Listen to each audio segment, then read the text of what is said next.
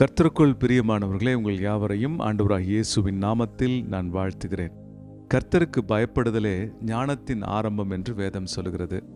பழைய ஏற்பாட்டில் தேவனுடைய வசனம் இவ்வாறாக சொல்லுகிறது. சிலர் இன்றைக்கு புதிய ஏற்பாட்டில் தேவனுக்கு பயப்படுற பயம்லாம் தேவையில்லை அப்படின்லாம் சொல்கிறாங்க.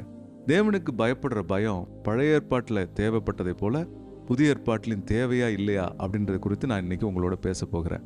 வேத வசனம் சொல்லுகிறது, தேவனிடத்தில் பயந்திருங்கள் என்று 1 பேதுரு 2:17 இவ்வாறாக சொல்லுகிறது.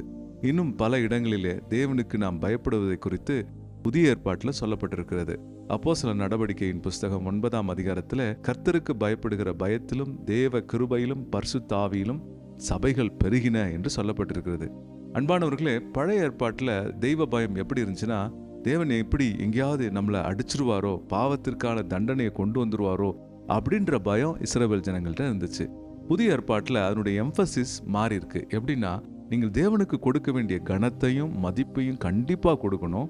அவருக்கு கொடுக்கிற அந்த மதிப்பினாலும் கனத்தினாலும் அது நம்மை பரிசுத்தமான வாழ்க்கைக்கு நடத்தி செல்வதற்கு, கீழ்ப்படிதலுக்கு உதவியா இருக்கு. ஆகவே அடிச்சிருவார்னு பயப்படாம, இப்படிப்பட்ட பாவியாகி என் மேல் இவ்வளவு தயவும் அன்பும் பாராட்டினாரே, அவருக்கு விரோதமாய் நான் எப்படி பாவம் செய்வேன் என்ற வியப்புணர்வு உங்களுக்குள் ஏற்பட வேண்டும். அந்த வியப்புணர்வு ஏற்படும் பொழுது தேவனுக்கு பயப்படுவது, அவருக்கு முன்பாக கனத்தை செலுத்துவது ரொம்ப ஈஸியா இருக்கும். அப்ப தேவனுக்கு பயப்படணுமானா கண்டிப்பா பயப்படணும். பழைய ஏற்பாட்டிலையும் சரி, புதிய ஏற்பாட்டிலையும் சரி. பழைய ஏற்பாட்டில் அடி விழுன்னு சொல்லி பயந்தாங்க. புதிய ஏற்பாட்டில் அடியை ஏசப்பா வாங்கிட்டாரு. நான் அடி வாங்க வேண்டிய அவசியம் இல்லை.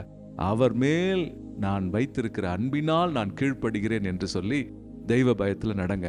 ஆனா நீங்க ஒண்ணு தெரிஞ்சுக்கோங்க, பாவம் பண்ணீங்கன்னா பிசாசு புதிய ஏற்பாட்டில் உங்களை அடிப்பான். அதுதான் பழைய ஏற்பாட்டுக்கும் புதிய ஏற்பாட்டுக்கும் வித்தியாசம். கர்த்தர் உங்களை ஆசீர்வதிப்பார். நீங்க வசனத்தை கரெக்டா புரிஞ்சு கொள்ளுங்க. அப்போ தேவையில்லாத சந்தேகங்கள் வராது. ஆமென். God bless you.